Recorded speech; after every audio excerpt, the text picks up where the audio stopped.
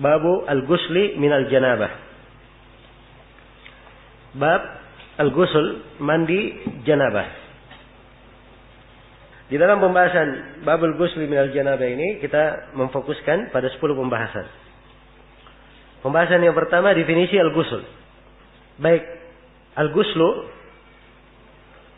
di dhamma ghainnya. Jarayanul ma' alal a'dha. Definisinya dia adalah berjalannya air di atas anggota tubuh.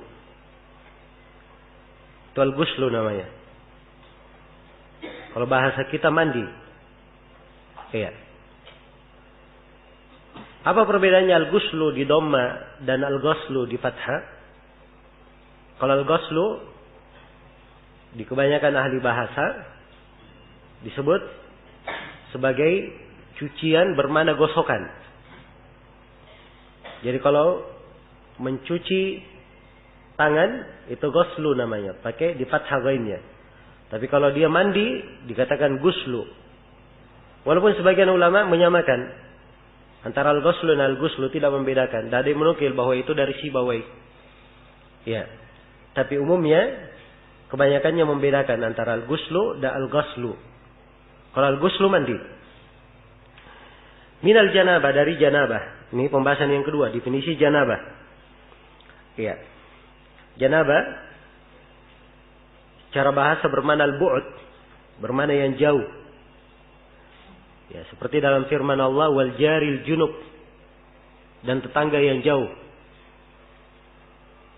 Ya, dan seperti kisah saudara perempuan Nabi Musa yang mengintai Nabi Musa, fabasarat an junubin, ia pun melihat dari junub, maksudnya dari jauh, dari kejauhan dia melihat. Nah, dan secara istilah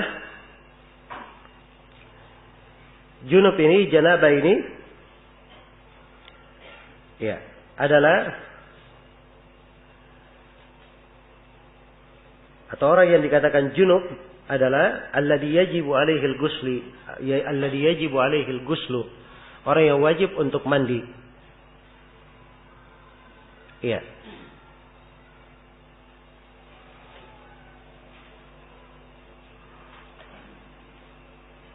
Orang yang wajib untuk mandi bil jima'i au ghairihi, dengan jima maupun selainnya. Karena hal yang mewajibkan mandi itu ada beberapa perkara. Insyaallah kita akan terangkan nanti dari ucapan Ibnu Qudamah. Baik, dan ini janabah junub sudah masuk di kamus bahasa Indonesia. Iya. Jadi secara umum di dalam bab ini Ibnu Qudamah rahimahullah akan menjelaskan bagaimana cara mandi junub itu. Apa yang mewajibkan seseorang itu mandi junub. Iya. Apa yang mewajibkan seseorang itu mandi junub. Dan beliau akan rinci ketentuan-ketentuan dalam pembahasan mandi junub. Dan ini pembahasan kita yang ketiga, hal-hal yang mewajibkan seorang untuk mandi. Kata Ibnu Qudamah rahimahullah, wal mujibu lahu khurujul mani. Hal yang pertama yang mewajibkan, kata beliau, wal mujib lahu, yang mewajibkan mandi itu, yang pertama khurujul mani, yang pertama keluarnya mani.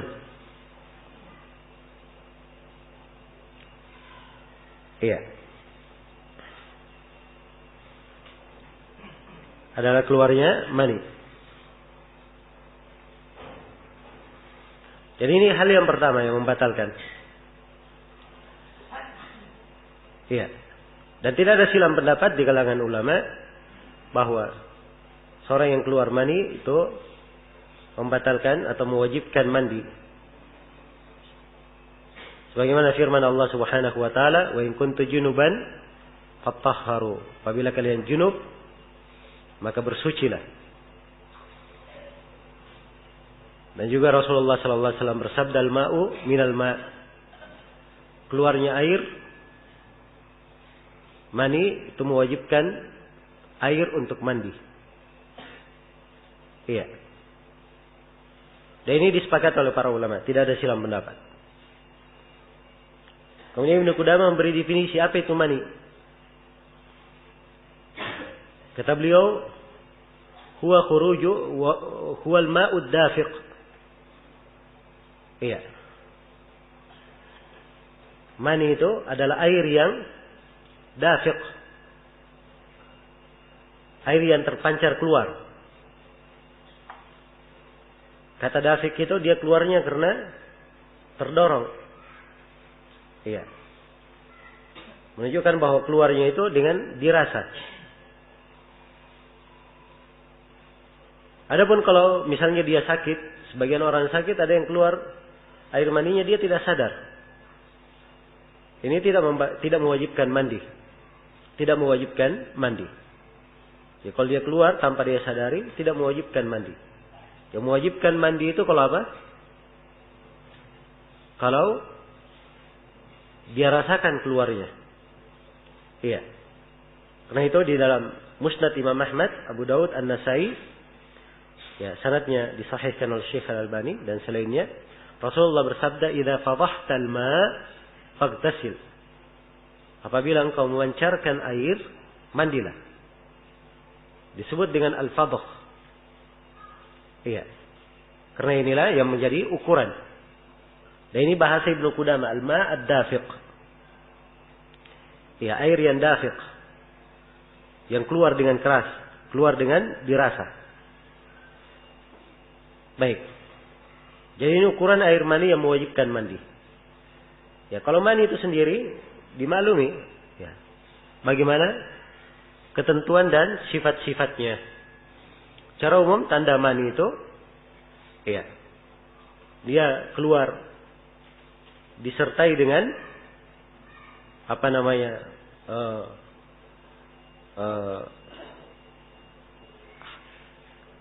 desakan, ya, dan hal yang dirasa ketika keluarnya. Kemudian dari sisi baunya, ya, dia mirip dengan ujung dari pohon kurma atau mirip dengan adonan roti.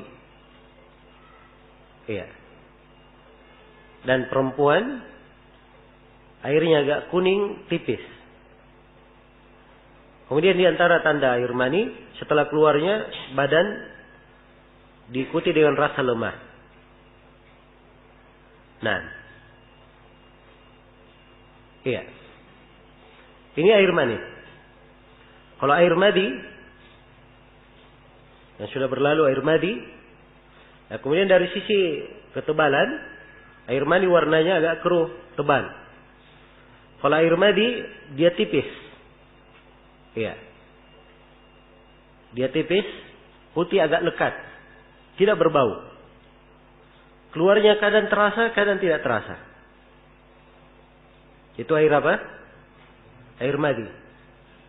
Iya. Setelah keluarnya tidak mempengaruhi stamina tubuh. Dan biasanya keluar kalau dia melakukan pendahuluan jima atau mengingat hal-hal yang mengarah ke sana. Ini air apa? Air madi. Yang ketiga air wadi. Dia mirip dengan air madi, hanya saja membedakannya biasanya dia keluar setelah buang air kecil. Setelah buang air kecil, kadang ada cairan putih keluar, nah itu disebut air apa? Wadi. Dan ini biasanya keluar kalau seorang habis kerja keras. Iya. Ini 3 air, semuanya adalah pembatal wudu. Iya. Semuanya dianggap sebagai pembatal wudu. Dan tidak ada silang pendapat di kalangan para ulama dalam hal itu. Nah, kalau air mani sudah berlalu, air mani suci atau tidak? Suci. Kalau air madi, najis. Air wadi, najis. Baik. Kemudian, hal yang kedua yang mewajibkan mandi, bertemunya 2 khitan. Kata Ibnu Qudamah, wal tiqa'u al-khitanaini. Perjumpaan 2 khitan. Iya. 2 khitan maksudnya terjadi hubungan suami istri. Iya.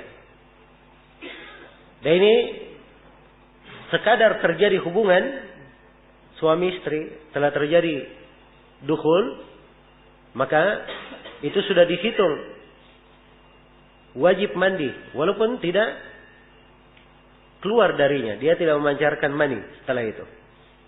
Jadi sekedar masuknya saja sudah dihitung apa? Sudah dihitung mewajibkan mandi. Dan ini berdasarkan hadits Abu Hurairah. Iya, riwayat Muslim. Di mana? Atau riwayat Bukhari dan Muslim di mana Rasulullah sallallahu alaihi wasallam bersabda, "Idza jalasa" Iya. "Baina syu'abiha al-arba'." Apabila dia duduk antara 4 sudutnya. Ini kinayah ya dari keberadaan suami terhadap istrinya. Tsumma jahadaha, kemudian dia sungguh-sungguh melakukannya. Faqad wajaba al-ghuslu, maka telah wajib untuk melakukan mandi. Iya. Di riwayat Muslim, wa massal khitanul khitana. Kalau dia sudah duduk di antara 4 sudutnya dan khitan telah menyentuh khitan yang lainnya, faqad wajaba al-ghuslu, maka telah wajib mandi. Maka ini 2 hal disebut oleh Ibnu Qudamah di sini sebagai perkara yang apa? Mewajibkan mandi. Hanya saja Ibnu Qudamah rahimahullah hanya menyebut berapa? 2 saja dari hal yang mewajibkan mandi. Masih ada hal yang lain yang beliau sebutkan, yang beliau belum sebutkan. Ya. Baik, kita tambah hal yang lain. Yang ketiga adalah orang yang mimpi basah dan menemukan basahan setelah bangun tidur. Iya. Ini berdasarkan hadits Ummu Salamah ketika beliau bertanya bagaimana seorang perempuan melihat apa yang dilihat oleh laki-laki dalam tidurnya. Apakah dia wajib mandi? Kata Nabi sallallahu alaihi wasallam, "Na'am idza ra'atil ma'." Kata beliau, iya, wajib mandi kalau dia melihat air. Jadi, kalau ada yang mimpi basah, mimpi melakukan hubungan suami istri dalam tidur, laki-laki maupun perempuan, begitu dia bangun dia dapatkan basahan, maka ini wajib untuk mandi. Kemudian yang ketiga dari hal yang mewajibkan mandi adalah apabila selesai haid dan nifas. Terputus haid maupun apa? Nifas. Ya, dan ini adalah hal yang dimaklumi, insyaallah taala akan datang hadits-haditsnya di bab al-haid. Kemudian yang ke berapa? Yang kelima dari hal yang mewajibkan mandi adalah karena adanya kematian. Ya, siapa yang meninggal maka wajib untuk dimandikan. Ya, karena itu saya bahasakan hal yang mewajibkan adanya mandi. Saya tidak katakan hal yang mewajibkan seseorang mandi. Sebab orang yang mati tidak bisa mandi sendiri. Ya, jadi mandikan orang lain ya. Jadi hal yang mewajibkan adanya mandi karena adanya apa? Kematian. Nah, karena itu Nabi sallallahu alaihi wasallam perintah terhadap orang yang ihram diinjak oleh untanya itu, beliau katakan igsiluhu bima'in wasidr. Mandikanlah dia dengan air dan apa? Daun bidara. Dan ini akan datang di pembahasan jenazah. Nah, kemudian yang terakhir dari hal yang mewajibkan mandi, dari hal yang menyebabkan adanya mandi, kewajiban mandi, adalah keislaman seorang yang kafir. Jadi seorang yang kafir apabila dia masuk Islam, dia wajib untuk apa? Untuk mandi. Dan ini berdasarkan hadits Qais ibn Asim. Iya.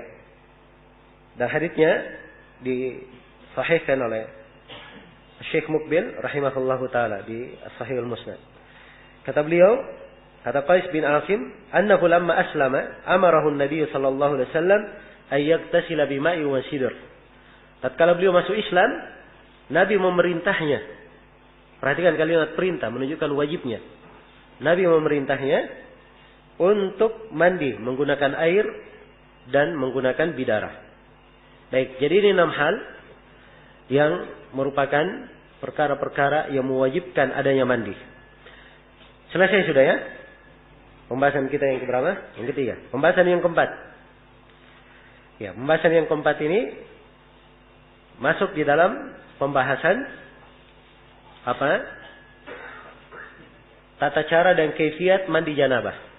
Ibnu Qudamah akan memulai menjelaskan hal-hal yang wajib dulu dalam mandi janabah. Kata beliau rahimahullah, wal wajibu fihi, yang wajib di dalamnya, maksudnya di dalam mandi itu apa yang diwajibkan? Yang pertama berniat. Kata beliau an-niyah. Iya. Dan ini sudah berlalu bersama kita kaidah niat. Sebab niat itu adalah syarat pada seluruh ibadah. Nabi sallallahu alaihi wasallam bersabda, "Innamal a'malu binniyat." Setiap amalan tergantung pada apa? Pada niatnya. Kemudian yang kedua, menyiram seluruh badan. Kata Ibnu Qudamah, "Wa ta'mimu badanihi bil ghusli." Iya, dan dia mentakmim, meratakan seluruh badannya dengan mencuci badan tersebut. Wa ta'mimul badan, iya, bil ghusli. Bisa dibaca bil ghusli, bisa dibaca bil ghusli, tidak ada masalah. Nah, dan ini berdasarkan hadits Ummu Salamah riwayat Muslim. "Innama yakfiki an tahthi ala ra'siki thalatha hasayat, thumma tafidina 'alayki al-ma' fatatuhurin." Kata Nabi kepada Ummu Salamah, sungguhnya cukup bagi engkau dalam mandi itu, kamu siram di atas kepalamu 3 kali siraman, kemudian kamu tuangkan, kamu basahi seluruh badanmu, kamu pun sudah dianggap suci. Kamu pun sudah dianggap suci. Karena itu, ya, di dalam mandi diwajibkan untuk membasahi seluruh badan. Dan ini tidak ada silang pendapat di kalangan ulama. Iya. Baik, yang ketiga dari kewajiban menurut Ibnu Qudamah adalah berkumur-kumur dan apa? Beristinsyaq. Karena itu kata beliau, ma'al matmadati wal istinsyaq. Disertai dengan matmadah dan apa? Istinsyaq. Dan ini sudah berlalu bersama kita di pembahasan wudu. Iya. Dan telah kita terangkan bahwa yang benarnya berkumur-kumur dan menghirup air di pembahasan mandi itu hukumnya sunnah. Hukumnya sunnah. Iya. Karena memang Nabi memberikan kecukupan dalam mandi janabah cukup dengan menyiram seluruh tubuh. Membasahi kepala, menyiram seluruh tubuh sudah cukup. Tidak disebutkan berkumur-kumur dan menghirup air. Bahkan beruduk pun tidak disebutkan. Ya. Menunjukkan bahwa beruduk secara umum adalah disunnahkan dalam mandi. Hanya disunnahkan. Kalau dia disunnahkan, maka berkumur-kumur dan menghirup air yang ikut di dalamnya, itu juga hukumnya apa? Hukumnya sunnah. Dan ini yang lebih kuat, insyaallah ta'ala. Iya. Bahwa berkumur-kumur dan menghirup air adalah hal yang disunnahkan. Selesai sudah pembahasan tentang kewajiban-kewajiban dalam mandi. Setelah itu Ibnu Qudamah menyinggung tentang kesunahan tasmiyah ketika memulai mandi. Ini pembahasan yang kelima. Kata beliau, wa tusannut tasmiyah. Disunnahkan untuk membaca basmalah. Maksudnya disunnahkan membaca basmalah ketika memulai. Iya. Ketika memulai apa? Ketika memulai mandi. Ketika memulai mandi. Nah, ya, dalil tentang sunnahnya karena ketentuan umum anjuran membaca basmalah pada setiap amalan. Iya. Namun ini sebenarnya merupakan titik pembahasan. Ya, karena Nabi sallallahu alaihi wasallam mengajarkan tata cara mandi kepada beberapa sahabiat dan beliau mengucapkan beberapa kalimat berkaitan dengan masalah mandi. Dalam hadis Maimunah, dalam hadis Aisyah, dalam hadis Ummu Salamah tidak disebut membaca tasmiyah, membaca bismillah ketika mandi janabah. Dan mandi janabah adalah ibadah. Iya, tauqifiyah, perlu dalil khusus. Kalau ingin mengatakan sunnah di situ membaca basmalah. Dan ini tidak cukup kita mengambil dalil-dalil umum. Iya, karena itu mengatakan bahwa membaca tasmiyah adalah sunnah di posisi ini perlu ditinjau kembali. Iya. Baik. Dan insyaallah ta'ala lebih dekatnya bahwa seorang di dalam masalah mandi tidak harus dia membaca tasmiyah atau bukanlah hal yang dianjurkan untuk membaca tasmiyah. Kemudian berikutnya, pembahasan berikutnya tentang menggosok badan dengan kedua tangan. Kata Ibnu Qudamah, kata beliau, wayadluku badanahu biyadaihi. Dan dia menggosok badannya dengan kedua tangannya. Iya. Dan tentang menggosok, ya, apa namanya? badan dengan kedua tangan ini, ada hal yang ditunjukkan di dalam sebagian hadits dan dipahami, ya, di dalam kaifiyat mandi Maimunah yang akan disebutkan oleh penulis rahimahullahu taala. Namun dia sunnah saja, bukan wajib. Iya, sunnah saja, karena Nabi hanya berkata cukup kamu siramkan di atas kepalamu 3 kali siraman dan kamu basahi seluruh badanmu. Hanya disebutkan membasahi badan, tidak disebut menggosok badan. Iya. Maka ini menunjukkan bahwa sekadar membasahi seluruh badan cukup walaupun tidak digosok. Nah, karena itu para ulama sebutkan apa hukum orang yang mandi junub kemudian dia ceburkan dirinya ke kali. Dia sekarang junub, dia ceburkan dirinya ke kali dengan niat apa? Mandi junub, syah atau tidak? Ya, jawabannya syah. Sebab menggosok itu bukan bagian dari apa? Kewajiban di dalam mandi janabah. Nah, baik. Kemudian pembahasan yang ketujuh tentang kaifiyat mandi dalam hadits Maimunah. Iya. Ibnu Qudamah rahimahullahu taala menjelaskan, kata beliau, wa yaf'al kama rawat Maimunah, dan ia mengerjakan seperti yang diriwayatkan oleh Maimunah. Seperti yang diriwayatkan oleh Maimunah radhiyallahu taala anha. Iya. Apa riwayat Maimunah ini dalam mandi janabah? Kita baca. Kata Maimunah, annaha qalat, beliau berkata, satartun Nabiyya sallallahu alaihi wasallam. Saya memberikan tirai kepada Nabi sallallahu alaihi wasallam. Iya. Fagtasala minal janabah. Lalu beliau mandi junub. Nah, ini menunjukkan bolehnya istri membantu suami di dalam apa? Mandi janabah. Ya, bahkan boleh suami dan istri mandi bersama. Sebagaimana yang diterangkan di dalam beberapa riwayat oleh Aisyah radhiyallahu anha. Faktasala minal janabah, maka Nabi pun mandi dari janabah. Fabada'ah, beliau memulai. Faqasala yadayhi, lalu beliau mencuci kedua tangannya. Iya, faqasala, fa'nya di situ tafsiliyah. Ini rincian bagaimana mandi itu. Beliau memulai dengan mencuci kedua tangan. Thumma sabba biyaminihi ala shimalihi faghasala farjahu. Lalu beliau menuangkan air, memakai tangan kanannya, menuangkan air di atas tangan kirinya. Lalu mencuci kemaluannya. Maksudnya mencuci kemaluannya dengan tangan kiri tersebut. Wa ma asabahu, dan mencuci apa yang menimpanya. Ya, karena mungkin ada bahasan-bahasan lain yang ikut melekat bersama dengan terjadinya hubungan tersebut atau bersama dengan janabah itu. Thumma daraba biyadihi 'alal ha'id awil ard. Kemudian Nabi sallallahu alaihi wasallam menggosokkan tangannya atau memukulkan tangannya ke tembok atau ke tanah. Iya. Karena tembok ya terbuat dari tanah. Dipukulkan ke bumi, bumi juga tanah. Maksudnya di sini digosok dengan apa? Dengan tanah. Iya.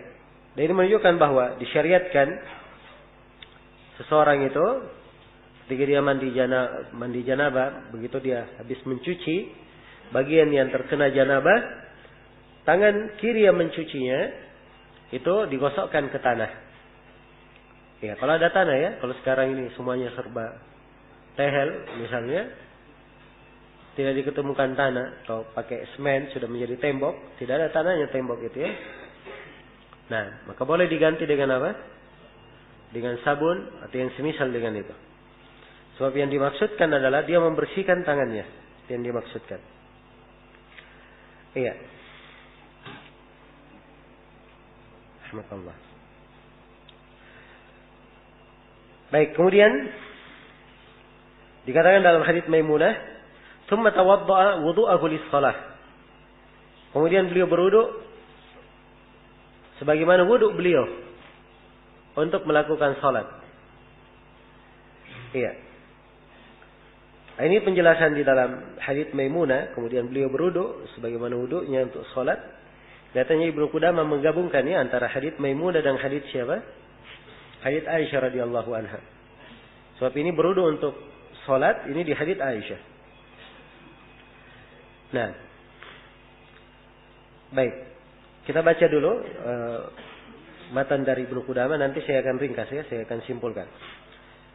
Kata beliau, "Tsumma afadha al-ma' ala badanihi." Kemudian beliau menuangkan air pada seluruh badannya setelah berwudu. "Tsumma tanahha fa ghassala rijlaihi." Kemudian beliau menyingkir ke pinggir, ya, lalu beliau mencuci kedua kakinya. Nah, selesai sudah pembahasan cara mandi janabah dalam hadits Maimunah. Baik. Kebanyakan ahli fikih kalau membahas pembahasan mandi, mereka menyebutkan cara mandi itu ada dua. Ada cara mandi cukup yang terpenuhi segala kewajiban, dan ada cara mandi sempurna. Cara mandi sempurna oleh al-fuqaha mereka gabungkan hadits Aisyah dan hadits siapa? Maimunah sekaligus dia gabungkan. Seperti yang dilakukan oleh Ibnu Qudamah di sini. Nah, saya melihat Syekh Ibnu Utsaimin rahimahullah di syarah beliau terhadap Umdatul Ahkam, beliau di cara mandi yang sempurna beliau pisahkan antara kaifiyat mandi pada hadits Aisyah dan kaifiyat mandi pada hadits Maimunah. Sebab memang ada perbedaan sedikit dalam kaifiyatnya. Ya, dan ini lebih detail. Karena setiap orang pasti akan berpegang dengan hadits dari Nabi sallallahu alaihi wasallam. Karena itu saya bisa simpulkan bahwa cara mandi terbagi dua. Ada cara mandi cukup. Cara mandi cukup itu cukup dia membasahi kepalanya, membasahi seluruh badannya, itu sudah dianggap dia apa? Cukup syah sudah wudunya. Kalau disertai dengan niat tadi ya, sertai dengan niat. Iya. Adapun cara mandi sempurna itu diterangkan dalam dua hadits. Yang pertama dalam hadits siapa? Hadits Aisyah radhiyallahu anha. Iya. Dalam hadits Aisyah radhiyallahu anha, ya riwayat pada hadits Aisyah ada apa namanya? Ada beberapa riwayat yang mungkin dari seluruh riwayat tersebut saya simpulkan bahwa kaifiyat mandi dalam hadits Aisyah yang pertama Nabi mencuci kedua tangannya. Lalu menuangkan dengan tangan kanannya beliau menuangkan air di atas tangan kirinya. Lalu mencuci kemaluan. Setelah itu beliau berwudu dengan wudu yang sempurna. Wudu dengan wudu apa? Sempurna. Ya kalau wudu sempurna dari mana itu? Cuci tangan sampai cuci kaki. Setelah itu beliau menyelai-nyelai rambutnya. Iya. Dan menyelai-nyelai rambut akan diterangkan nanti oleh Ibnu Qudamah bahwa diselesai rambut itu sampai masuk ke akar-akar rambut yang membasahi kulit kepala seluruhnya. Setelah menyelai-nyelai rambut, dan ini fungsi menyelai-nyelainya, ya sangat besar ya. Ya sebab kepala itu, ya awal kali kena air, apabila langsung kena air itu akan kaget kulit. Ya, ini kadang akan memberikan pengaruh. Tapi kalau dia selai-selai kena air sedikit, sudah merata dengan air itu, begitu dituangkan air setelahnya, maka ini akan apa? Memberikan kesejukan bagi orang yang mandi tersebut. Ya, tidak mengagetkan kulitnya. Nah, ini diantara faedahnya yang disebut oleh al-fuqaha. Iya. Jadi setelah menyelai-nyelai rambutnya, beliau menuangkan air di atas kepala. 3 kali tuangan. Tuangan pertama di bagian kanannya, tuangan yang kedua di bagian kirinya, dan tuangan yang ketiga apa? Di tengah kepalanya. Nah, Setelah itu beliau mencuci seluruh jasadnya. Setelah itu beliau mencuci apa? Seluruh jasadnya. Ini hadits Aisyah. Dan di hadits Aisyah tidak ada mencuci kaki. Di akhir itu tidak ada lagi mencuci kaki. Di hadits Aisyah. Memang ada riwayat dalam hadits Aisyah mencuci kaki di belakang. Tapi riwayatnya lemah. Syadz dari sisi hukum riwayat. Baik.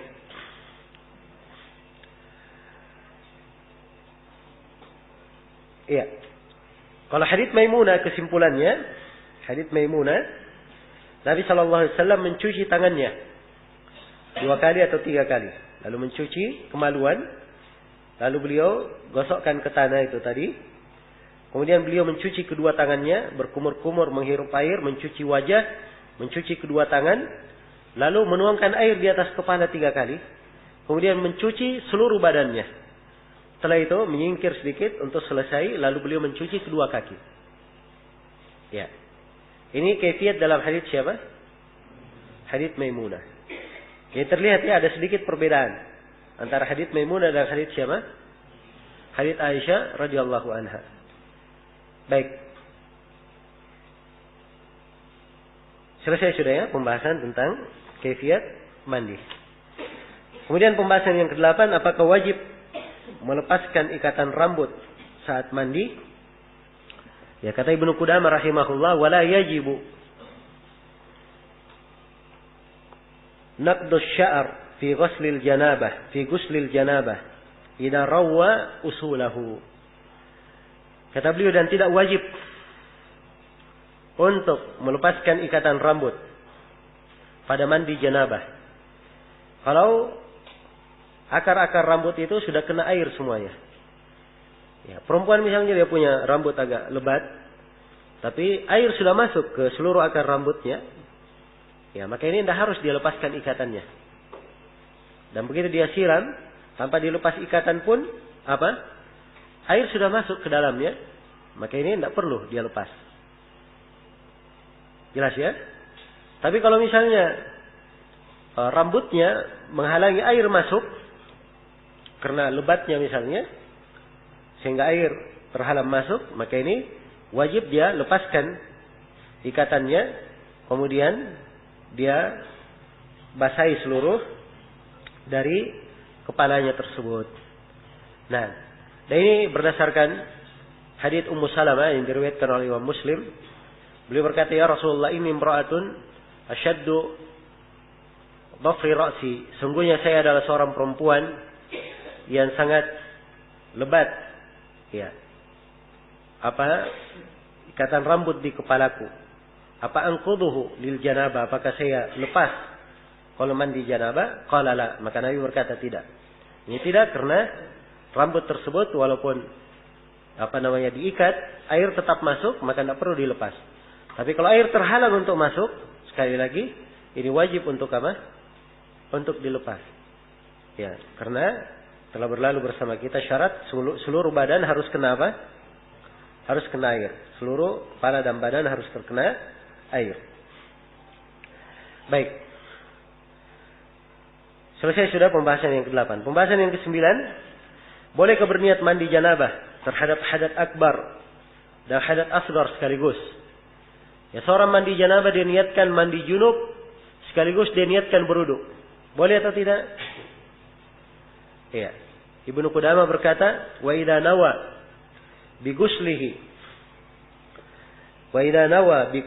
at-taharataini ajza'a anhuma. Apabila dia meniatkan dengan mandi janabah tersebut untuk 2 taharah sekaligus, maksudnya untuk taharah dari hadat besar dan taharah dari hadat kecil, sekaligus dia niatkan dua-duanya dengan 1 kali mandi itu, kata Ibnu Qudamah, ajza'a anhuma, maka mandi itu 1 kali mandi ini sudah mencukupi dua-duanya. Iya, sudah mencukupi keduanya.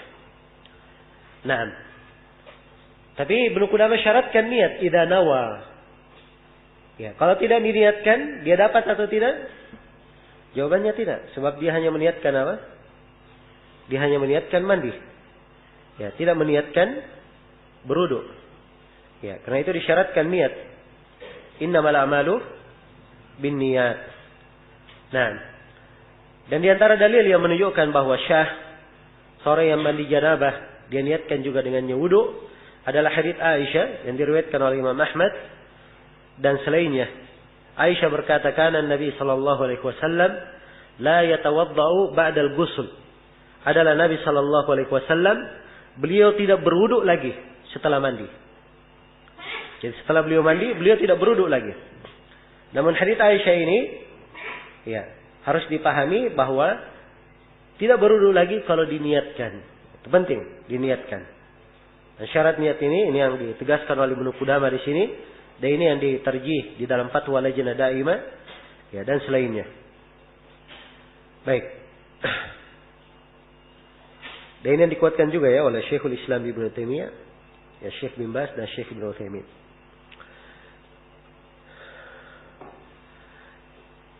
Kemudian pembahasan yang terakhir tentang niat tayammum terhadap hadath asghar dan najis pada badan. Kata Ibnu Qudamah, wa kadzalika law tayammama lil hadatsaini wan najasa ala badanihi ajza'a an jami'ihi. Iya. Kata Ibnu Qudamah rahimahullah, dan demikian pula kalau dia bertayamum untuk dua hadas. Bertayamum untuk dua hadas. Dan bertayamum untuk najis yang ada pada badannya. Maka tayamum ini cukup untuk seluruhnya. Ya, sekarang seorang tidak ada air. Iya. Tidak ada air. Kebetulan dia hadat kecil, dia punya hadat besar, dia ada najis juga di badannya. Jadi 3 ya. Iya. Apakah dengan tayamum ini cukup untuk seluruhnya? Ibnu Qudamah terangkan bahwa itu cukup untuk seluruhnya. Ya, dan ini masuk ke dalam umum hadits innamal a'malu binniyat wa innamal likulli imri'in ma nawa. Setiap amalan tergantung pada niatnya dan setiap orang akan mendapatkan sesuai dengan apa yang dia niatkan. Ya, kemudian kata beliau wa inna wa ba'daha, kalau dia hanya meniatkan sebagiannya, falaysa lahu illa ma nawa. Kalau dia hanya niatkan sebagian saja, dia punya 3 hal. Dia hanya meniatkan mengangkat hadat kecil saja misalnya, atau mengangkat hadat besar saja. Maka dia hanya mendapatkan apa yang dia niatkan. Ya, mendapatkan apa yang dia niatkan. Nah, berdasarkan hadits di atas. Tapi di pembahasan ini, para ulama menyebutkan beberapa keadaan. Ya, rincian keadaannya sebagai berikut. Yang pertama, kalau dia misalnya meniatkan mengangkat 2 hadat sekaligus. Dengan tayammum, dia meniatkan mengangkat hadat besar dan hadat kecil sekaligus. Maka ini sudah terangkat hadat dua-duanya. Keadaan yang kedua, kalau dia niatkan mengangkat hadat besar. Ya, dan dia diam dari hadat kecil. Dia diam dari hadat kecil. Ini ada silang pendapat di kalangan ulama. Nah, kalau menurut Syekhul Islam Ibnu Taimiyah dan Syekh Ibnu Utsaimin, ya hadat besar ini yang diangkat, ini sudah mencukupi untuk hadat kecilnya, memasukkannya. Kemudian keadaan yang ketiga, dia meniatkan, ya, dengan tayamum itu untuk pembolehan saja, untuk pembolehan. Iya, apakah misalnya dia niat tayamum, dia bertayamum dengan niat untuk baca Quran misalnya, atau untuk tinggal di masjid. Iya. Apakah itu mengangkat 2 hadatnya? Nah, di sini kalau dia niat pada sebagian saja, maka ini dia hanya mendapatkan sesuai dengan apa yang dia niatkan. Baik. Jadi ini kesimpulan untuk atau rincian untuk apa yang diterangkan oleh Ibnu Qudamah di sini. Selesai sudah ya pembahasan tentang apa? Pembahasan tentang mandi janabah.